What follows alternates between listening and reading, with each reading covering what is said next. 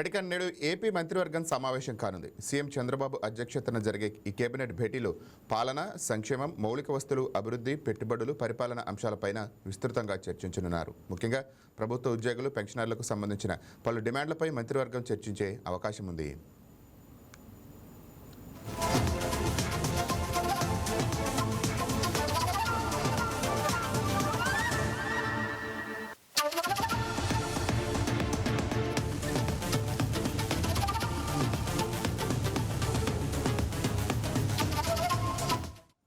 అదే సమయంలో రాష్ట్రానికి ప్రతిష్టాత్మకమైన భోగాపురం గ్రీన్ఫీల్డ్ అంతర్జాతీయ విమానాశ్రయ నిర్మాణ పురోగతి, అనుబంధ మౌలిక సదుపాయాల అభివృద్ధి, కనెక్టివిటీ పనులపైన కూడా కేబినెట్ దృష్టి సారించే అవకాశం ఉంది.